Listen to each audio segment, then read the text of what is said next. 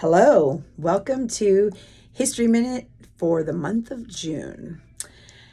So, you guys, I've been thinking about how to talk about this particular topic. In 2004, we had the opportunity to, in a weird way, sort of name what we've been doing.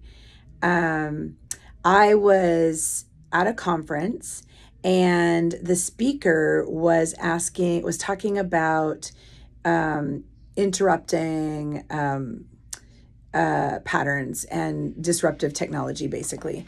And one of the questions he asked the group was, what types of sort of disruptive technology, right? How are you interrupting patterns in the work that you do? And I don't know how you guys feel, but I have a tendency sometimes to feel like I have imposter syndrome in some of these rooms and some of these tables. And so I was quiet and I was waiting for other people to kind of chime in and talk about what they do. And the room was quiet. It was very crickets. And so I finally spoke up and talked about and named on the spot our attachment community.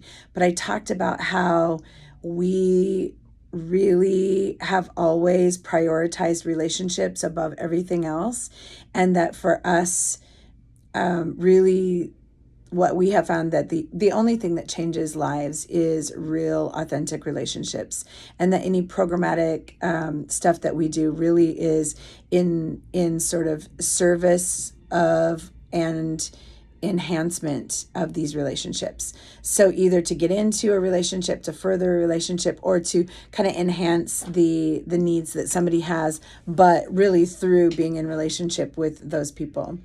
And I talked about how the service providing world really needs to be turned on its head, in that the service providing world is very transactional and tends to feel very much like, you need something, I have that thing, you need to acquire that thing from me.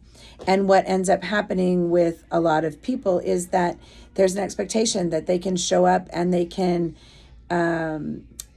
exhibit certain characteristics or qualities that help them access those resources or those things that they need. And the truth of the matter is that sometimes people are deep in survival mode. They're traumatized and wounded, and even for a variety of reasons. Like those certain sort of character qualities that we've decided are sort of innate human qualities are not accessible to them, and that what people really need is that somebody is gonna sort of travel alongside them, regardless of what is happening, or I hate to say it, but even regardless of like what behavior they're displaying in that moment, right? We're all bigger than our worst moments and our worst mistakes. We're all more than our worst bad attitude. And we've really built Sunset Youth Services to be a place that can hold those big feelings and hold those hard emotions, right? That we can hold safety and accountability and loving graciousness all together in the same basket of community and relationship. And that's really what our attachment community is all about.